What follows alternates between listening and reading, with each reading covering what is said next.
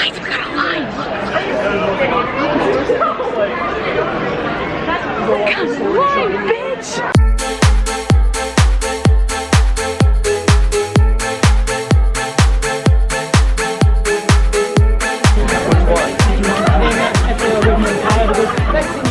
Look how excited these dorks are. They're so excited. Well, I love it, like how they managed to fix some terrible lies. Before we start things off, we are going to go down the line and say a little thing about ourselves. Team Skull. Yo, my name is Jake. I'm white. I am 21, and something interesting about me. Long was in the beach. I'm a Junkrat main, because aiming's overrated.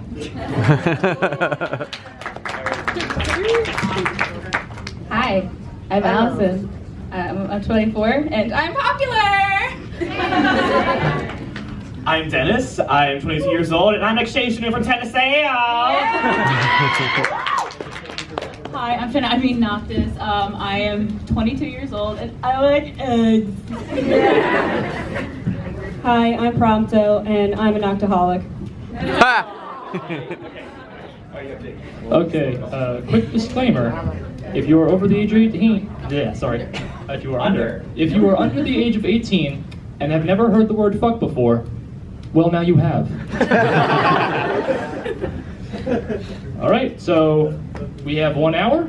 You all have short attention spans. I say we get this rolling. Okay, so we're gonna do a bit of a warm-up kind of thing. We're gonna do a Mad Lib. So I want you guys to we're gonna do it like Who's Line style. So you're just gonna shout stuff, and I'm going to pick the funniest one, or one of us will pick the funniest one. So this is called Anime Con Mad Lib, and this is all off of my head, so you've never seen it before. Okay, I need an adjective, an anime, or a game. Skyrim. I will pick Skyrim.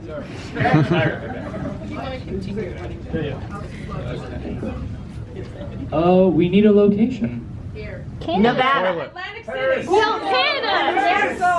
What? Madagascar. Madagascar. All right. I will usually pick the most ridiculous one. Be ridiculous. We encourage it. Iceland. Fire I like fire. Changing it. We can do Robot Pirate. Can we do Robot Pirate Island? No, we're not in the audience. We're not an audience. Someone say Robot Pirate Island. Robot Pirate Island.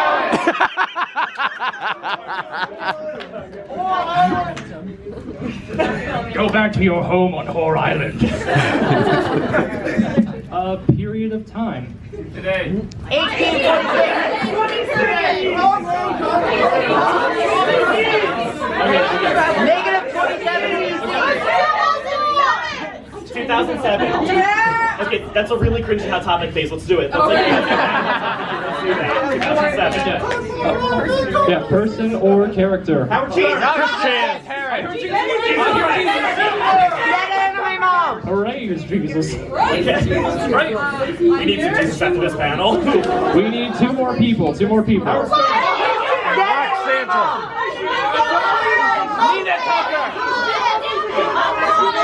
Nina Tucker.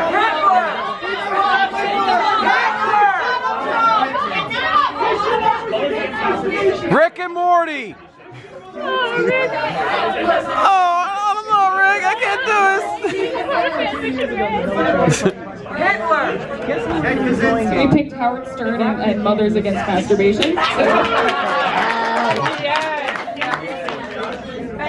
A length of time. A length of time. A fortnight. A fortnight. Yes.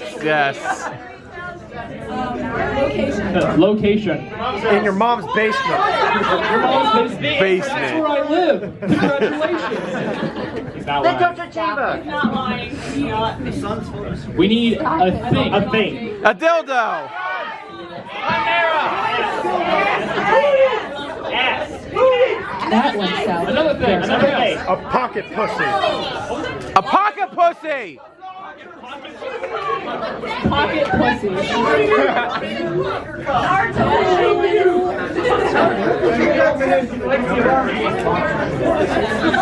Adjective. Crusty. Gross word. Plural noun. What? A plural noun.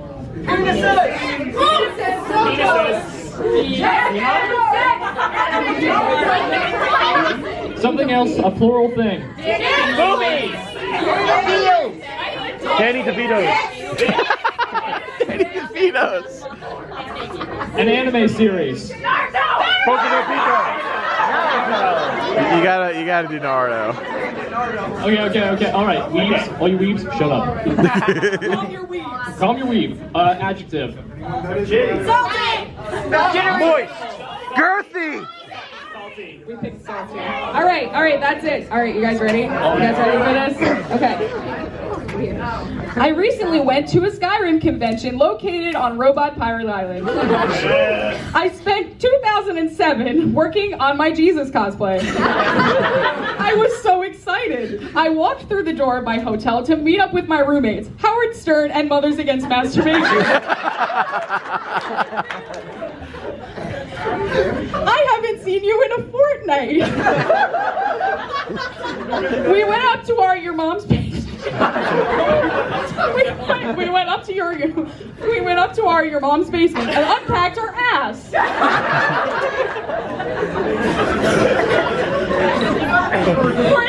It gets better. Oh no, I left my pocket pussy at home. That's okay, you can borrow my pocket pussy.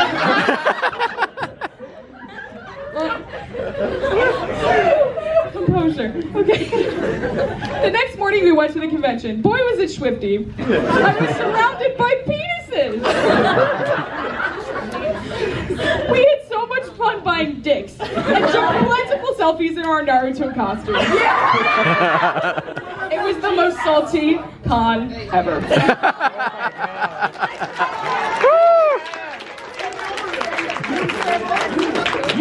You made this. You made this piece of shit. Did you cosplay Jesus?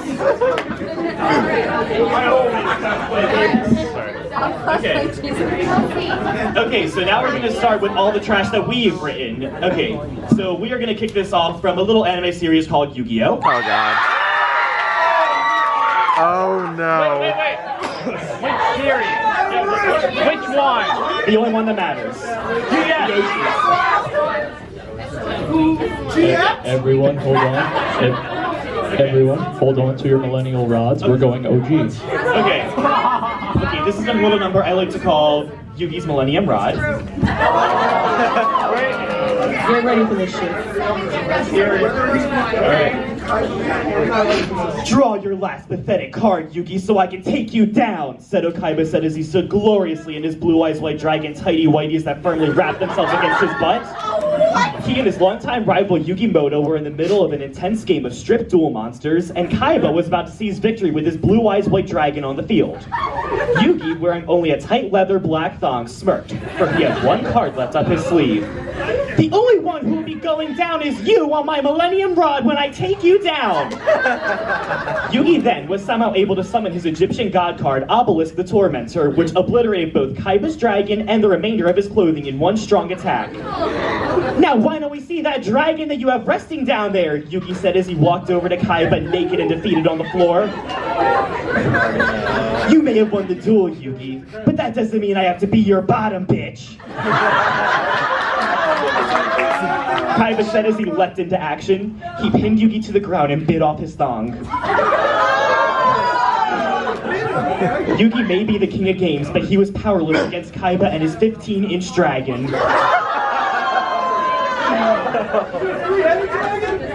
That is up for debate. As soon as Kaiba was about to slide his behemoth inside of Yugi's butt, there was suddenly a bright light that came from Yugi's Millennium Puzzle. With a moan and a scream, he yelled, YuGiOh! And transformed into the Pharaoh. As soon as he transformed, his small 4-inch pee-pee turned into a massive 16-inch thick meaty rod that was fit for a king. I am nobody's bitch, Kaiba.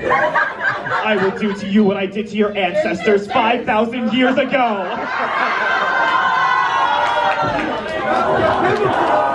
Yugi then bent Kaiba over and shoved his rod deep inside of Kaiba, causing him to scream in pain and pleasure.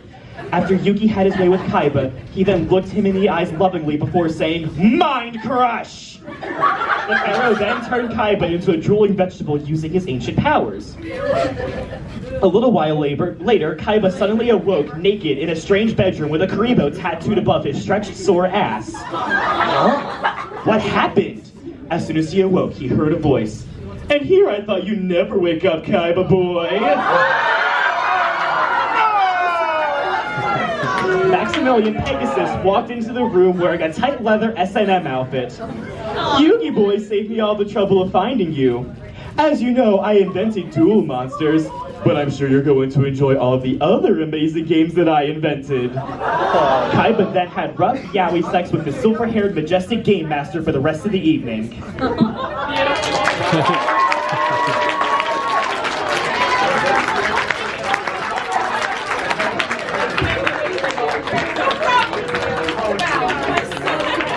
I thought this panel was supposed to be about bad fan fiction.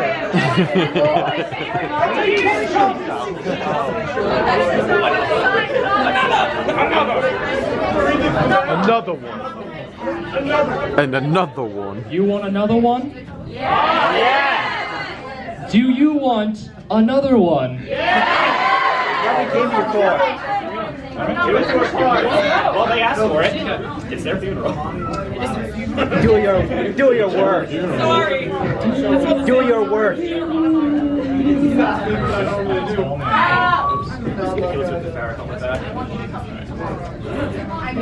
This next piece takes place in the land of Fire Emblem Awakening.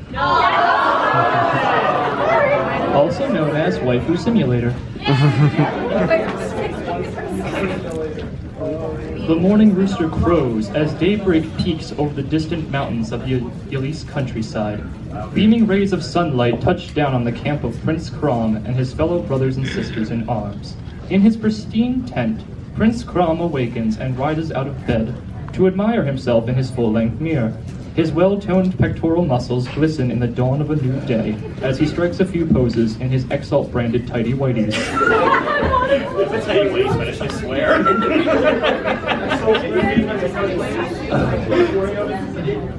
I fear that this weight on my shoulders may be too much for even me to bear. Crom spoke softly as he presses a hand to his mirror and gazes back at his reflection. Oh, will I ever be a kind and just ruler as you were? He feels tears start to well up in his eyes. My lord, what troubles you? A muffled voice spoke from under the covers. The sheets rustle and a bed-headed Frederick rises from the bed. He is practically naked, save for his tight-fit pantaloons with a horse head protruding from his tight package.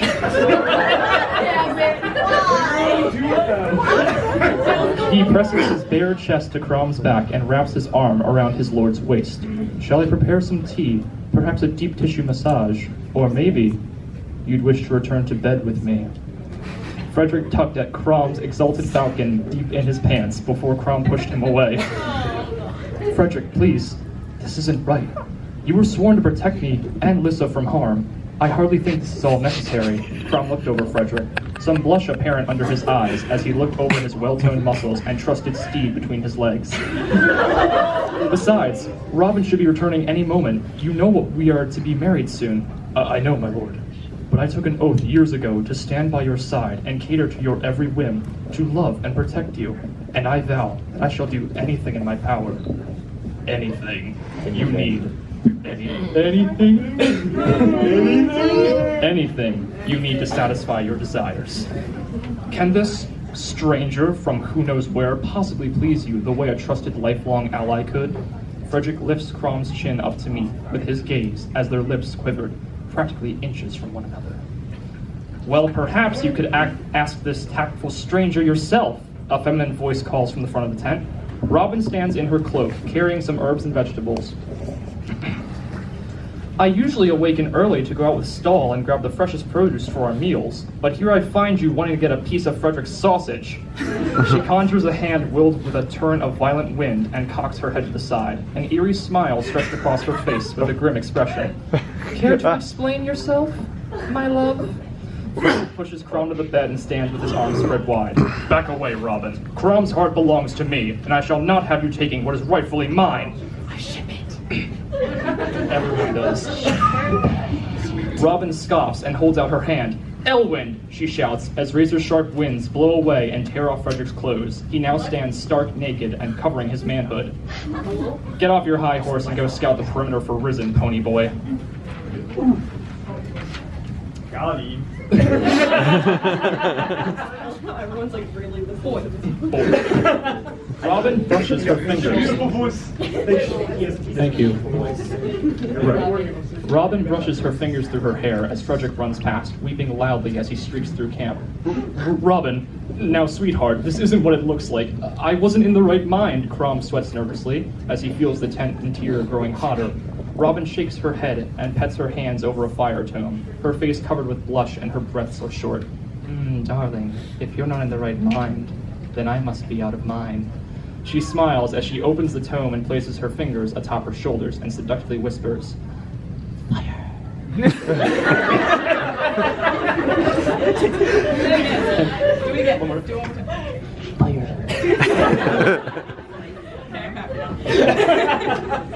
Her voice is shaky and passionate as her robe burns away slowly, revealing her seductive, shapely body. As soon as all her clothes are burned away, she rakes her fingers through her long white hair, and her eyes lock onto Crom. Her eyes glow pink for a moment, and his eyes glow the same, as she leaps atop him and their bodies become intertwined in raunchy sexual positions.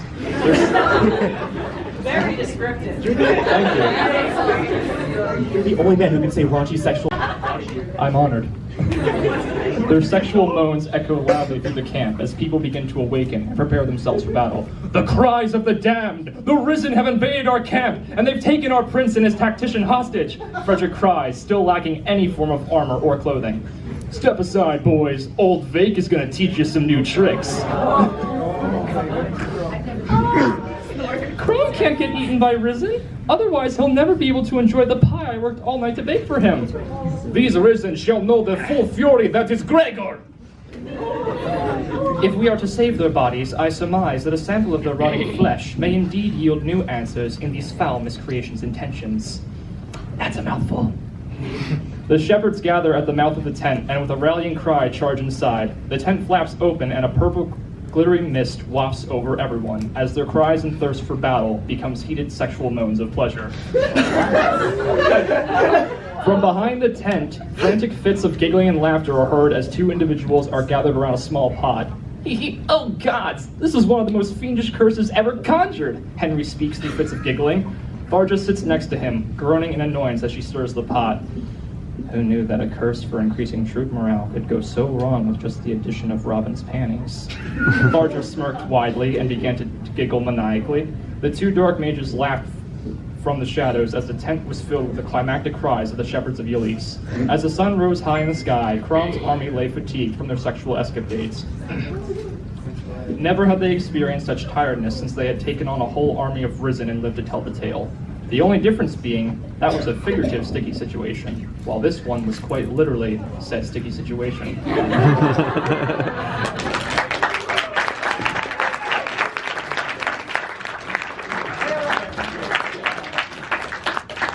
really hate that you wrote that, but that was so beautifully presented that I'm not even mad. Everyone was all real into it. Like there was not like you could hear a pin drop. Everybody was just like, what happens next? Chapter 2. Okay, so we're gonna ruin another thing for you. I'm sorry. How many of you guys like Rick and Morty? I'm gonna ruin it. Not that much though. I mean, like, I ship it already. 2 Morty clones, let's do it! Yes, I can see the way of your Morty. I don't know, Rick. I don't think I can do this. So this is Sleepy Gary x Jerry. Oh, perfect! Not back I ship you really hard.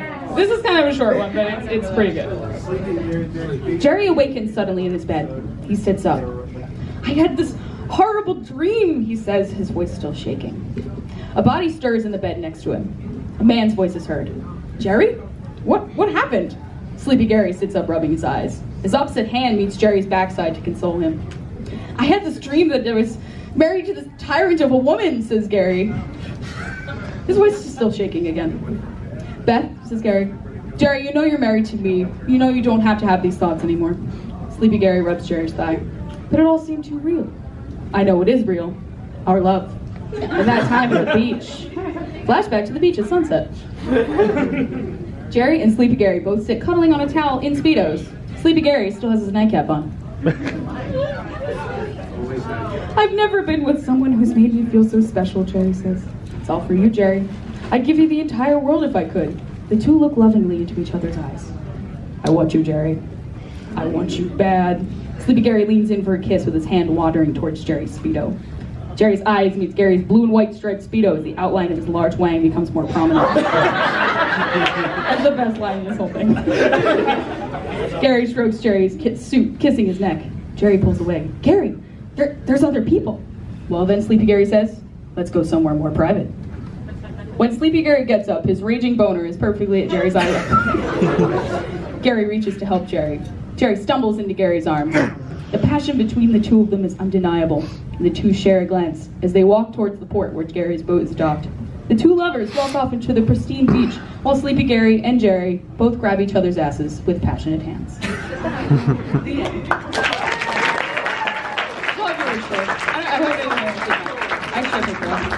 Really hard. That's a good idea. We should do it. Audiobooks.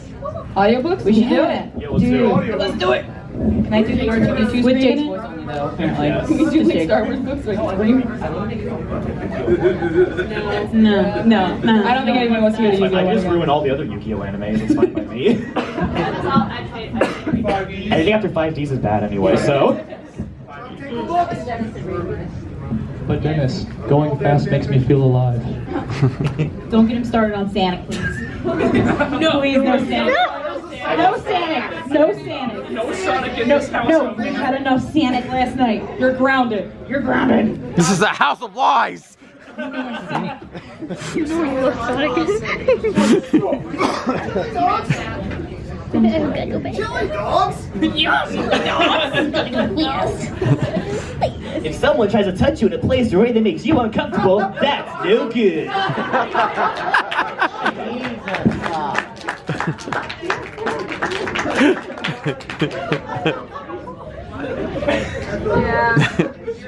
It's okay. One of our panelists. Now we're going home. Goodbye. Okay, so I think it's safe to say that we dressed appropriate for what we're about to read. Same, like no one expected it. Y'all just like Okay, so this next fic is called Barbie wants to like Happy birthday, dear Noctis. Happy birthday to you. It's Noctis' birthday, and the four boys just received their slices of elegant orange cake, courtesy of Ignis. A fire was going strong as they ate their cake and talked about their favorite memories of the prince. Ah, Noct, before I forget, I wanted to give this to you. Call it a gift, if you will. Ignis pulled out a small box from his pocket and handed it over. Specs, you didn't have to get me anything. All I wanted was for everyone to finally have a night without fighting any demons. With a slight chuckle, he opens the tiny box. Inside was a brand new platinum chain. Think of it as an upgrade to those rusted chains you've been wearing for far too long now. Ignis takes a sip of canned coffee as he watches Noctis replace his current chain with a new one. Thank you. He puts the old chain into the box. Almost forgot it was your birthday until Ignis reminded me. Here. Was that good? That was good. I can flood testosterone. Are you like, what's going on here? Hi. Gladio hands Noct an envelope. He tears away the paper and pulls out a coupon for the Crow's Nest Diner. All Noctis could do was side-eye Gladiolus. That sounds like a good Remind me to give you some arm punches in the morning to go all with that. Prompto is sitting in his chair nervously. Noctis takes a notice to his fidgeting. You okay there? Prompto took a deep breath, followed by a huge sigh. I forgot to get you something, Noct. I'm sorry. Hey man, it's totally cool, no worries. Prompto smiled towards his best friend. He knew deep down that he in fact did not forget to give Noctis a birthday gift. Noct! Prompto is gently rocking Noctis, trying to wake him up. With a slap to the butt and more rocking, Noctis finally stirs and lets out an angry moan. She actually sounds like that in the morning. Yep. Proud of it. Prompto knows Noctis is not a morning person. Never mind. But he must act fast if he wants the perfect shot. What? Noctis groaned sitting up, looking at Prompto half-lidded. Prompto puts a finger on his lip. He did not want to wake the others. Oh, my lip. He gestures for Noctis to follow him as he exits the tent.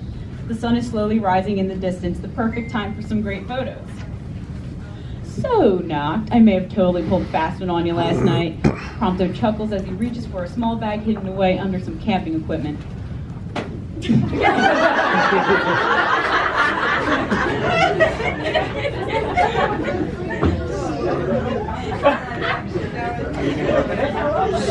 I'm getting there.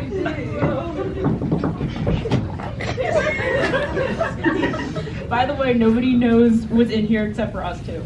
Oh no. Okay. What do you mean? A groggy Noctis replies. Prompto hands over the contents of the bag. Happy birthday, buddy.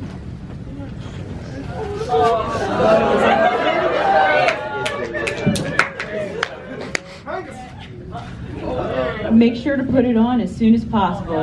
We've got a photo shoot to do. Oh, and also, you have to wear that with only your underwear.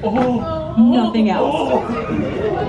Noctis unfolds the ball of gray fabric and holds it up to examine it.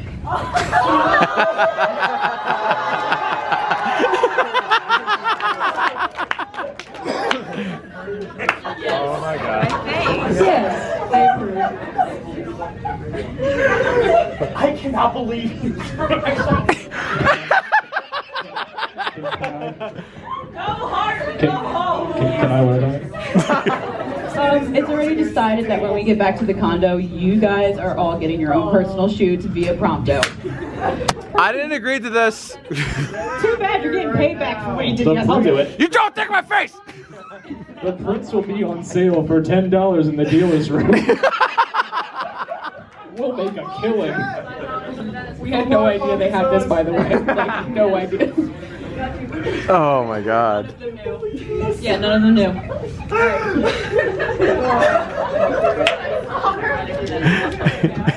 I love you guys. Boy. I'm going. Okay. So he's staring at the fabric, right? Where's the rest of it? Don't worry, just put it on.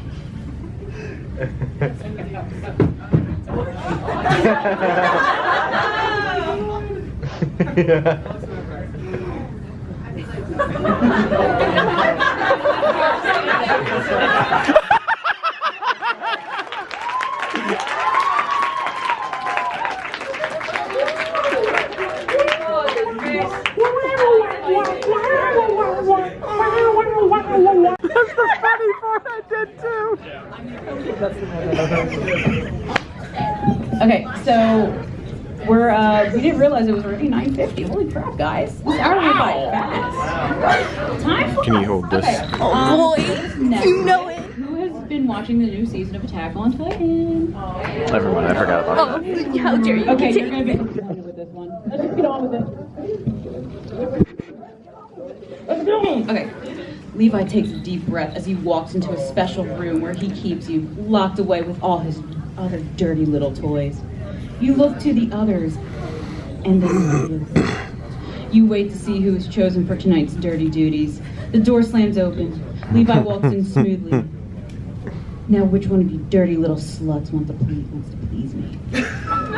Levi asks as he caresses his hand along each of you. When he gets to you, he gently strokes your knotty long hair. You feel feels cold, as if you're lifeless compared to the beautiful God in front of you. As he touches you, you start to feel alive. A jolt of ecstasy and pleasure run down your back. All of a sudden, his gentle touch turns into a firm grasp as he pulls you close to him, sternly saying, "It's your turn tonight." He carries you into his room of dirty pleasures as he dips your hair into a warm pool, gently combing your hair free of the knots. He pulls you out of the water, your hair still full of suds. Bless you. Levi gently lowers you to the ground, letting your wet hair spread against the cold wood floor. The scent of lavender flourishes in the air. He begins to gently rock you back and forth, hitting all the right spots. You like that? He cooed. Levi begins to unzip his pants, letting air touch there. Do you mind? You can't answer because you're too busy looking at the beauty upon you. All you can do is nod. Levi begins to whip it out slowly. The wind is not out of you. You try to guess, but you can't. His dick is huge! You imagine him putting it in you. The exact measurements of his pee-pee badong are 3 inches in girth by 10 inches in length. Proceed. Nobody said that this was good, okay? It seems I'm a bit horny tonight. He begins to stroke his wang along the Levi's breathing becomes staggered. It feels so damn good. You're sweating profusely. Droplets of sweat run down your spine. His knees are growing weak as he's about to let loose. Levi accidentally drops you to the ground, and his pearlescent jizz flies through the air. Droplets of cum lay all over your body. Fuck, that was good. Got him! Anyway, Levi says as he comes down from his high. He bends down to pick you up. You're such a filthy bitch. Back to the closet with you. Levi throws you back in the closet with the other utility equipment. This whole time, you were a mop.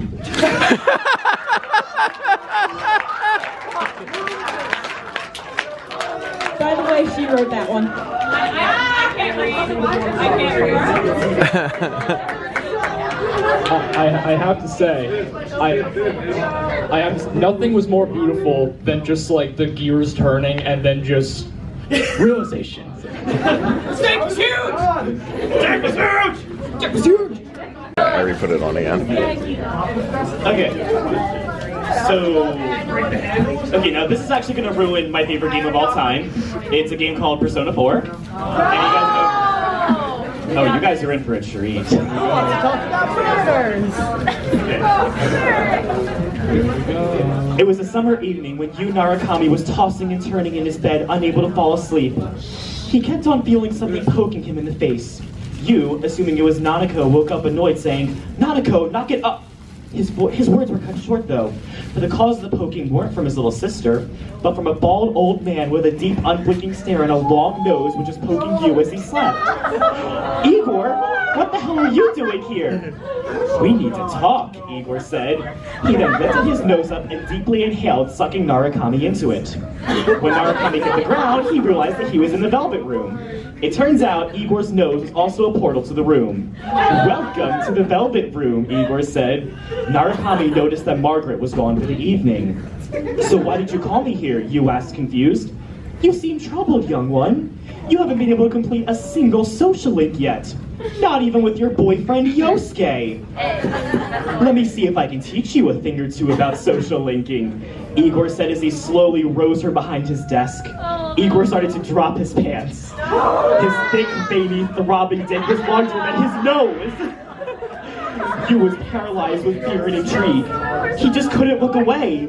Just then, Igor pinned Narukami to the ground and took off his clothes by ripping them off with his nose. Yu moaned as Igor's nose stroked across his naked body. Igor then started to make out with the wild card as he removed his own shirt. When they pulled away from their passionate kiss, Yu saw that Igor was ripped. He had a body like Joseph Joestar, but with a larger nose and a much longer dick. Igor started biting Yu's shoulder as his nose started deeply breathing against Yu's neck, getting him all flustered.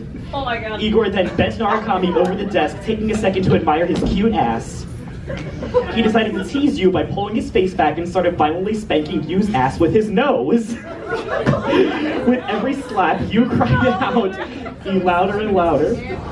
At one point, he got so turned on that he accidentally summoned the persona Mara, to which Igor destroyed with a single penetration of his nose.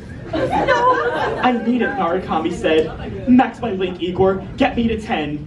Igor then leaned into Yu and whispered seductively in his ear, "It's time to start the fusion." Igor then slammed his large, throbbing dick inside of Narukami. Yu screamed out in pain, wanting more. He hadn't met anyone that was this good in bed since Shadow Kanji, who fucked him in the middle of the bathhouse while Teddy took pictures. And Igor decided that Narukami hasn't had enough. He then slid his nose inside of Yu as well, starting to double penetrate the wild card. Yu couldn't handle it. He screamed out, thinking that he was going to die and go to heaven at any moment. And I don't mean the dungeon, you sick fuck. Yu was about to have an orgasm when all of a sudden Theodore walked in. "Master, Narukami, what are you two doing here?" Also, what? Hello. I thought they were doing something fun, weird behind me. Igor then looked over his shoulder and said, "Join the fun." Just then, he then took turns fucking one of the boys with his dick and one with his nose while the two bottoms started making out with each other. In no time, all of them achieved orgasm. Afterwards, all three of them put on their clothes and Theodore excused himself from the Velvet Room. "Well, I hope you learned a lesson or two on social linking," Igor said with a wink. He then started to blow out of his nose and Yu and Igor got back into Yu's bedroom with a loud bang. Yu heard footsteps running up to his room, so he hid Igor under his covers. A half-drunk Dojima ran into Yu's room, checking to see if Yu was alright. Dojima then saw a giant bulge-type shape near Yu's crotch that was created by Igor's nose from under the covers. After checking it out, Dojima said, "Well, you may be my sister's son, but you sure as hell got that for me." Dojima then winked and walked out of Yu's room as he returned to he and Adachi's love nest.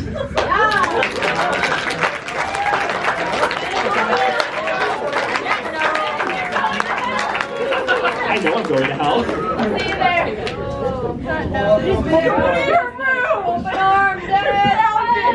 I'm done. More upset, not enough those fucking. I was really sad about that too, don't worry.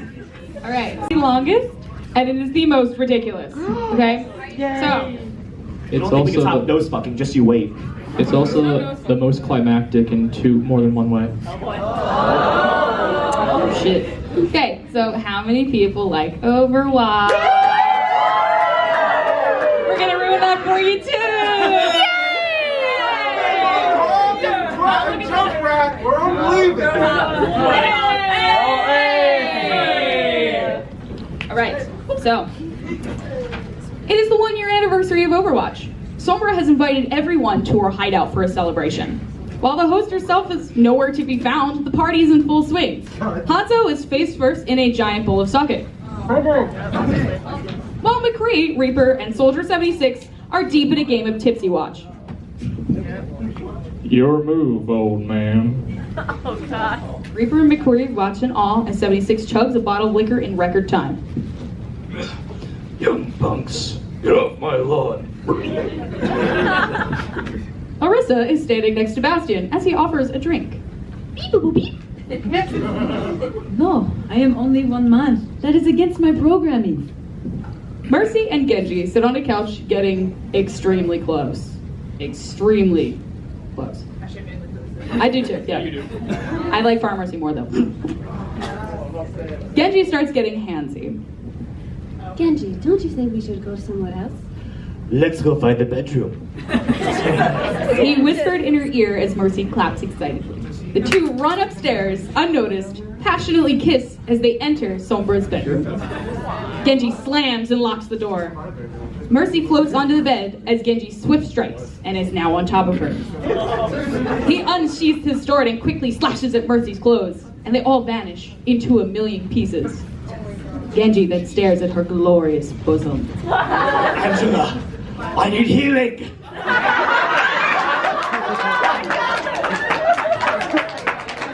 It is then that Mercy leans to the side of the bed and grabs her staff. She then damage boosts Genji. Damage boost engaged. Oh. Genji and Mercy lean in for a kiss. Genji releases his armor below the waist. Suddenly, a noise is heard from behind the door. The door explodes open in a fiery blast, and Farah leaps into the room and flies so that she is now standing on the dresser. Genji, get back! Barrage ready. Farah unlatches a hook by her shoulder as her entire Raptorian armor clashes to the floor. She then leaps up into the sky. Justice reigns from... Anna peeks through the doorway. Farah, are you waiting for detection? That's my girl. You're powered up. Get in there. Farah leaps onto Mercy and pushes Genji into a corner. Genji falls back but doesn't bump into a wall. He bumps into something else. No.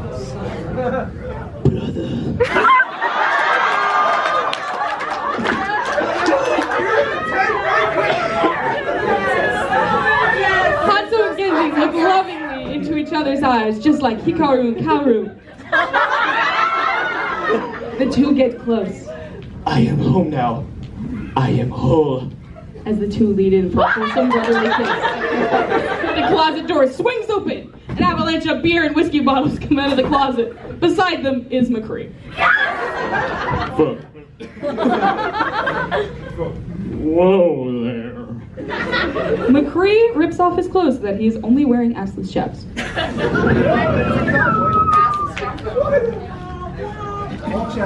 It's happening. Hang on. Hanzo swoons. He drops Genji to the floor. Hanzo rips off all of his clothes. The dragon awakens. It's new. Hanzo races to McCree's large raging boner. Ryuga wakateki wakura! Those are the dragons, by the way. A cackling laugh is then heard from the hallway along with a clanging noise. Junkrat appears in the doorway with a giant elephant banana hammock with 2 bombs dangling where his balls should be. Party time! Need some fireworks? Junkrat swings his banana hammock around and the bombs explode near his crotch. Junkrat then enters the room, followed by Roadhog in a full leather BDSM suit. Roadhog pulls on a chain leash. Come here! Zenyatta is yanked into the room. Oh, okay. Zenyatta is yanked into the room with one of his orbs in his mouth like a ball gag. Peace be upon you. It's a perfect. We good? Wait. Here we go. Got it. 1, 2, 1, 2. Okay. It's a perfect day for some mayhem. I dreamt I was a butterfly. Hey Zen, take these bombs. You know what to do. Zenyatta loads the balls around his neck like his orbs. Junkrat leans over with his ass cheeks spread. Oh, God. Zenyatta begins firing the bombs into Junkrat's ass. He grunts. Happy birthday. Soldier 76 then walks into the room with a disapproving scowl. What do you think you're doing? The entire room stops. Morrison. Raper then wraiths into the room. It's Christmas! It's a Christmas wreath, everybody. Just die on it, that's it. Nothing else. He raced into the room directly in front of 76. You all should be ashamed of yourselves. Shut up, old man. That's sir to you. I hate you. I hate you more. I hate you most. The two pause as their foreheads touch as they attempt to scowl at each other.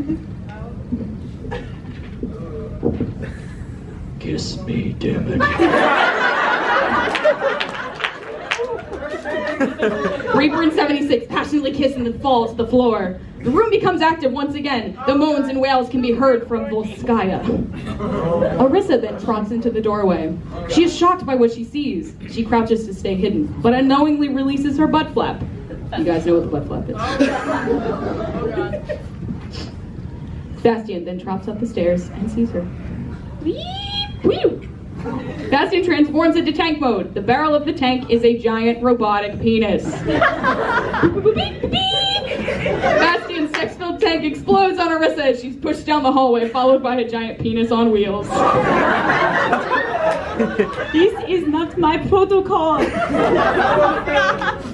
The room is filled with the passionate magic of the Overwatch 1-year anniversary orgy. In celebration, Roadhog has had his scrap gun modified. He pulls out a giant barrel of lube and loads the gun.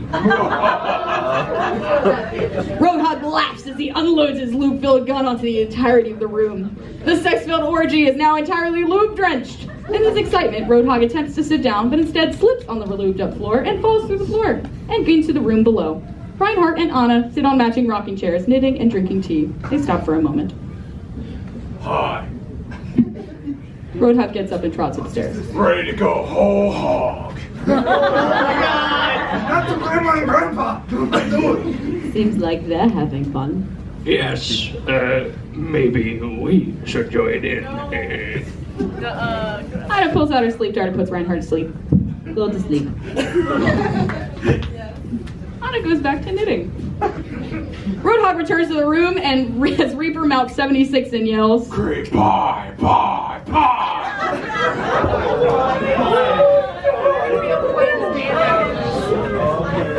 Thank you for dealing with us. Thank you. The rest of the room is tired out. Everyone is sprawled out in various spots in the room covered in sweat, lube, and cum. Mercy, still as beautiful as ever, floats into the center of the room. Heroes never die. Oh, fuck, shit. The room explodes with energy once again. Lucio skates into the room and freezes in fear. That's not right. Lucio speeds off as fast as he can, never looking back. Speed boost! Hanzo pins McCree to the wall as he inserts his dragon into the cowboy's ass once again. Time passes and the heroes tire once more. Genji is spooning with Hanzo and McCree while Mercy and Farah fall asleep in each other's arms. 76 and Reaper sit back to back in the corner, completely naked and still angry at each other. The room is quiet, except for the occasional pants and feints and men. A clanging is heard from the hallway.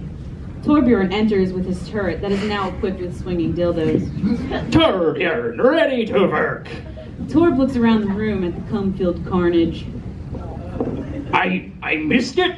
No, and oh no! Been here all along. Sombra decloaks herself as, from the side of the room, everyone turns and stares at her. She is holding a video camera and wearing a director's hat. Yonda! 76 reaches for the camera. Sombra holds the camera close to her. Don't you dare. I may do this later. Sombra translocates to her computer room. In weeks' time, the video is uploaded to Pornhub, and Sombra is now the world's top porn producer. Orgy Watch is the highest rated porn in history. The end.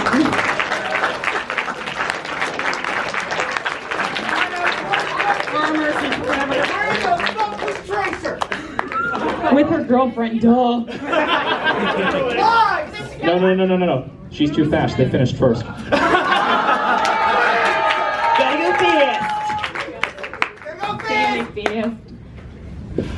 Okay, thank you so much for coming to Terrible Fan Fictions from Terrible Minds.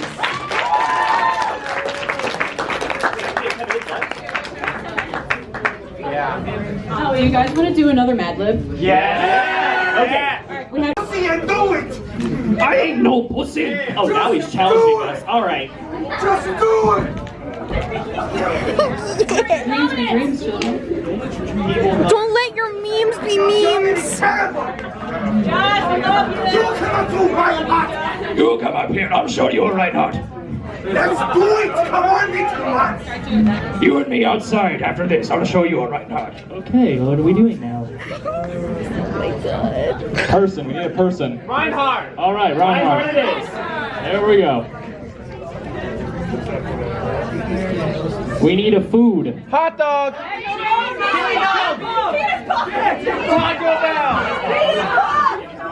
These aren't as good. We need another person. Yes!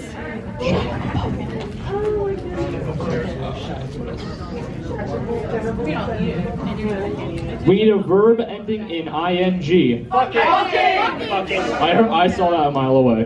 They're all terrible. Thank you. We need a This is thing. terrible fan fiction. Remember? False act. I heard false act. False act, let's go. Christmas wreath. Another thing. Christmas wreath! What? Anal beads. Anal beads. Oh, anal beads.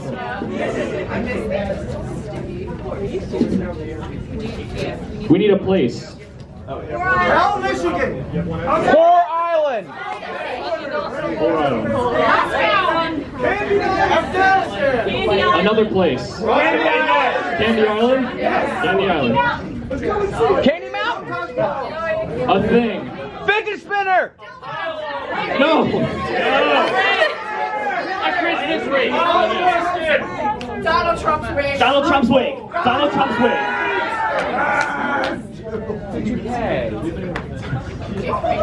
A hamster. You're in consideration. We'll put you in. Another verb ending in ing. Pissing. Pissing. I do like pissing and masturbating. Okay. I'm a little scared where this is going, but I'm kind of enjoying it.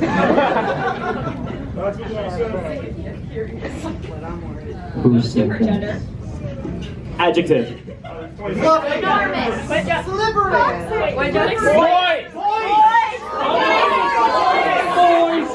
Moist drywall. Ashley, we love you. Guess what? Moist. Another adjective. Is it moist in Canada?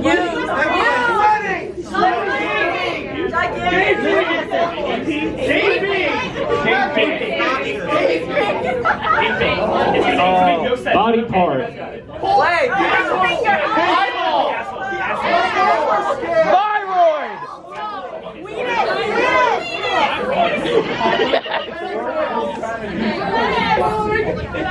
Okay, weenus it is. It's gonna be bad. Verb. Fisting. Fisting, yes. Yes. There's only one answer. I was thinking about toes. I don't know. I said Place. Hell, Michigan. Alaska. Blueberry Hill. White House. Obama's basement.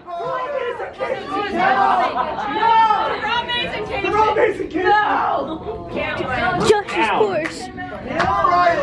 Christmas wreath. Christmas wreath. We heard you. Your prayers have been answered. Go, my We like son. cosplay Jesus. 2007. In 2007. you're Okay, right. so this is a wonderful Mad Lib that I took out straight out of Death Note. I literally just took words out, so we're gonna see how this works. Reinhardt sits on Light's bed, munching on a penis pop. Probably should have put the same person, but Shia LaBeouf. Hey, Light! Hey, I'm talking to you. Light, what is it? Why are you fucking so hard? I cannot afford to rape ball sacks in these anal beads. I only have from when I get home on Whore Island until I go to Candy Island.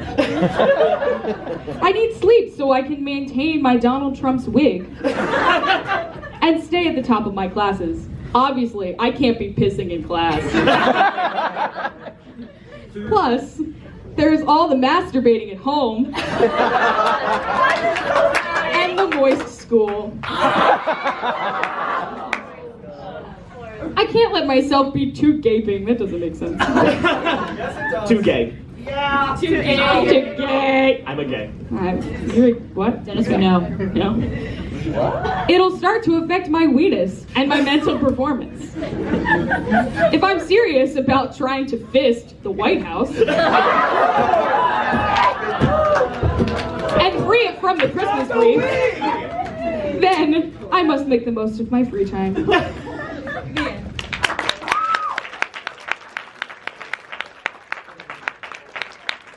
Thank you guys, you've all been amazing. Thanks for dealing with us. We're ridiculous. Yeah, we're all going to hell. I got a couple tickets. So like maybe you guys will see us there. If not, and if not, enjoy the rest of Anime Next and have a great evening. Thank you. We love you all. Especially you, Joshua. Thank you for keeping up with our set. Each and every one of you.